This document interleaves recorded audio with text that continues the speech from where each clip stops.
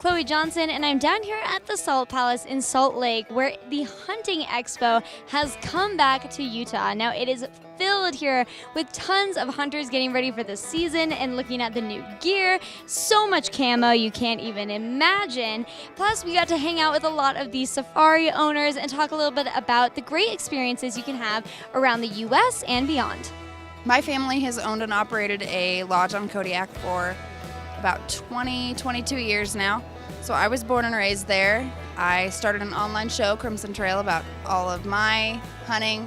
But the lodge is about getting people out there. We transport people for Sika blacktail deer hunting, some fox, caribou. We do some guided fishing trips for halibut and salmon and some other things.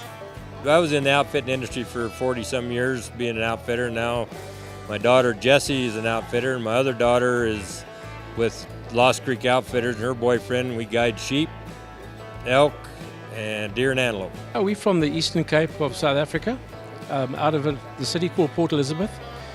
We hunt various plains game, from the smallest of the blue duiker up to buffalo. There's giraffe for the ladies to see on the drives.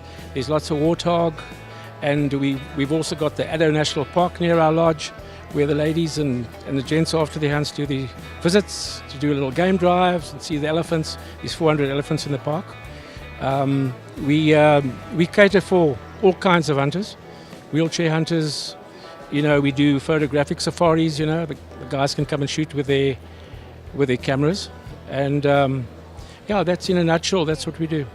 I would say that deer hunting is the most popular out of North America. Sika blacktail deer is obviously one of the 5 species, so quite a few people come up to Kodiak to try to get their deer slam. Well, it'd be the Bighorn Sheep is probably the premier tag, because it's the hardest to get. Your elk and your deer and antelope are a little easier to draw, but your Bighorn Sheep is one of the premier animals, because there's 4 in North America, which is their grand slam. It's your doll, your stone, your bighorn, and your desert.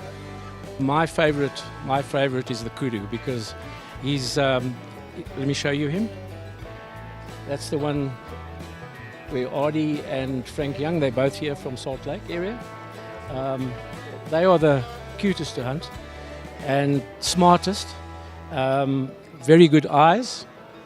They spot you from far away, so you've got to make damn sure you are downwind of them, and you've got to sneak up on them very carefully without them seeing you. And then that gives you a reasonable chance of getting a good shot. Last year's Elk Ant's probably been one of the most memorable, just getting to share new experiences with new friends, new hunters, kind of showing them the ropes, getting them out in the woods, and then obviously getting them up close and personal to something that hopefully they are drawn to love as much as I do. A lot of the time, like stag deer are hard to get when people come up with us. Sometimes people see like whales jumping out of the water, or they'll get really close bear encounters. So those are kind of the rarer things that people see when they're up there. The most adrenaline pumping part for me is literally leading up to the shot. If you're hunting elk, it's the call in. It is what you hope is going to work. Is it going to work? Is it going to change?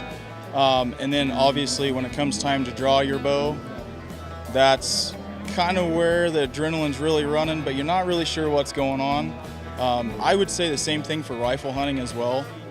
Adrenaline's pretty much just going full steam all the way up until the point that the trigger's pulled, and then it's kind of a feeling of joy, and now the work starts, but my freezer's full.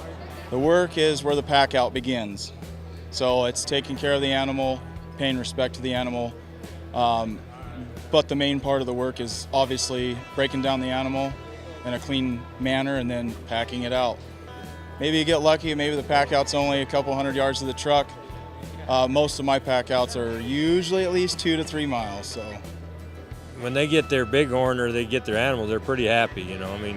Hunters are a close-knit group, so they're excited and stoked when they get something. And some guys, will come hunting, and if they don't get it, it's all about the hunt and being in the mountains. It's not so much as taking the game, it's just getting the experience.